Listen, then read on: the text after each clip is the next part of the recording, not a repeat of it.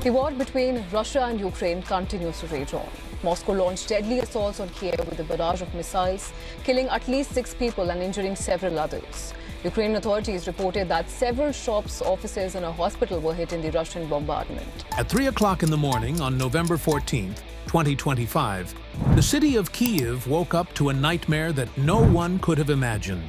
The sky, normally silent at that hour, suddenly filled with a deep buzzing sound that grew louder every second. People inside apartments opened their windows and looked up, expecting perhaps thunder. But it was not thunder. And it was not aircraft. It was something far more terrifying. More than 430 Russian Shahed drones were heading toward the Ukrainian capital. At the same time, 18 ballistic missiles had already launched from Russian territory, aimed directly at the city below. It was the largest drone swarm Russia had ever launched in a single attack, and it was moving fast. Within minutes, air raid sirens began to scream through every district. Kyiv, a city of millions, suddenly found itself under a sky filled with hundreds of moving lights. For the next 3 hours, the drones and missiles continued to hit one district after another. By sunrise, 6 people were dead. More than 35 were injured. Now, 6 people have been killed in what Ukrainian President Volodymyr Zelensky has described as a calculated Russian attack on Kyiv.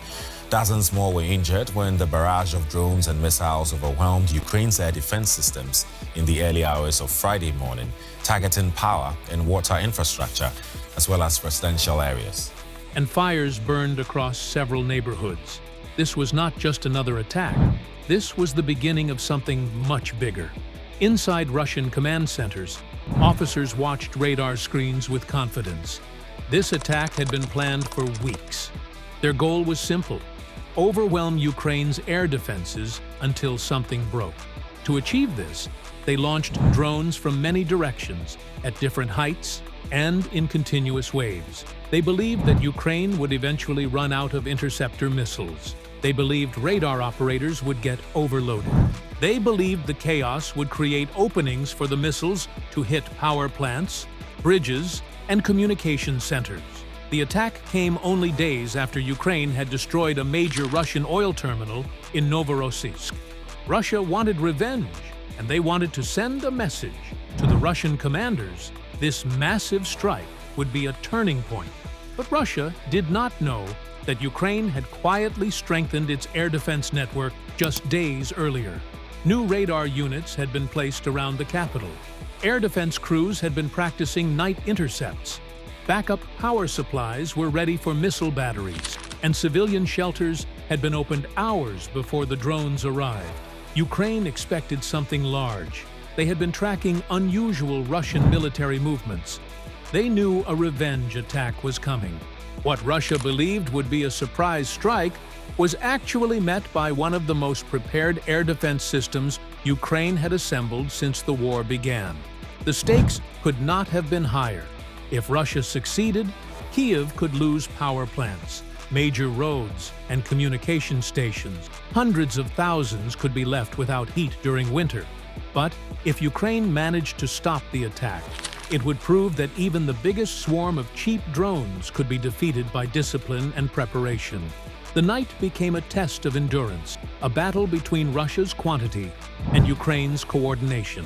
At 3:02 a.m., Ukrainian radar operators noticed something strange. A cluster of small dots appeared on the northern radar screen.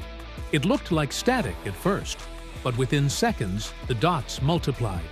Then multiplied again. The radar screen filled with more than 100 incoming signals. A Ukrainian commander picked up his radio and said, "We have a swarm. This is not a routine attack." Missile crews rushed into firing position. Air defense systems aimed upward, and moments later, the first Shahed drones crossed into the Kyiv region. Their engines buzzed like a swarm of angry insects. Outside, the people in Kyiv heard the sounds coming closer. Windows shook. Streetlights flickered. The first wave of drones arrived over the city. At 3:07 a.m., the drones reached the edge of Kyiv. Ukrainian air defense systems fired their first interceptors. Bright streaks shot into the sky, exploding around the drones. But Russia had planned for this. The first wave of drones was meant to die. Their purpose was to drain Ukraine's ammunition and distract radar operators. Behind them came the second wave, then the third, and the fourth. Within 10 minutes, the sky above Kyiv was alive with explosions, flying debris, and the never-ending hum of engines. Russia had created a swarm large enough to force Ukrainian air defenses to fight constantly. At 3:18 a.m., the attack became even more dangerous. Russian forces launched 18 ballistic missiles. These missiles travel much faster than drones and follow unpredictable paths. Ukrainian radar picked them up instantly. Warning messages flashed across screens. Ballistic missile detected. Impact in 10 seconds. These missiles targeted power stations, industrial zones, and infrastructure. Russia wanted to cause maximum destruction while Ukrainian air defenses were busy shooting drones. For the first time that night, Ukrainian defenses were pushed to their limit. But Ukraine responded with incredible discipline. Patriot missile systems locked onto ballistic missiles. NASAMS tracked drones at medium altitude. Iris-T batteries covered low-level threats. When one system overloaded, another one took over. When a launcher emptied, another crew stepped in. It was a perfectly coordinated dance of defense. Despite the scale of the attack, Ukrainian air defense operators stayed calm. And by 3:30 a.m., they had successfully shot down 14 of the 18 ballistic missiles. Russia expected mass destruction.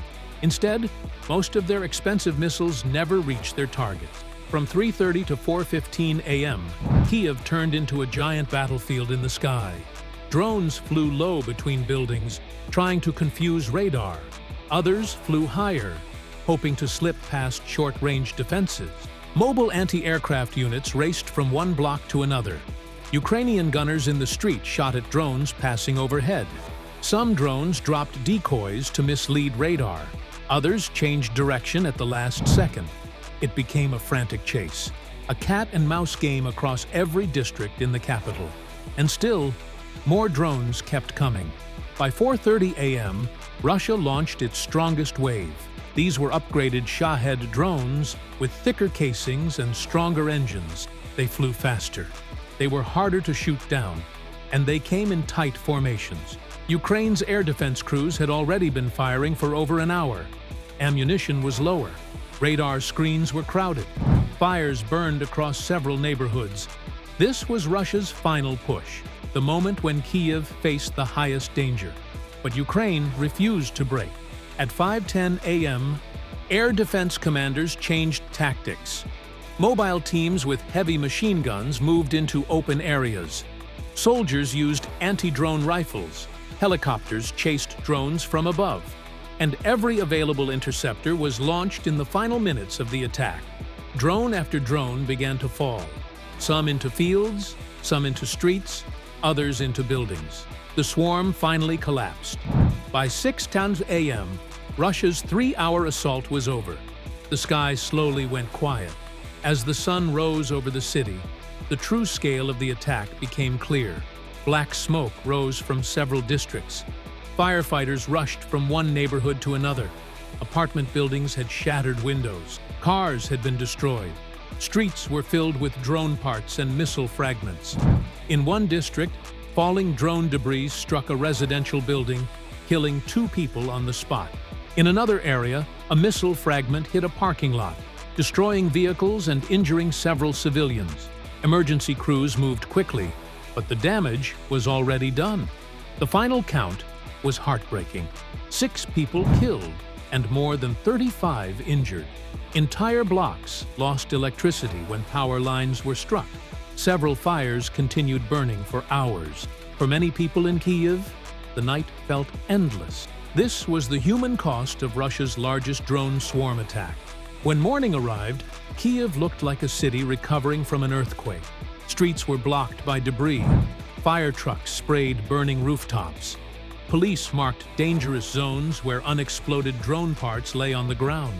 Residents slowly walked outside, still shaken, checking on neighbors and loved ones.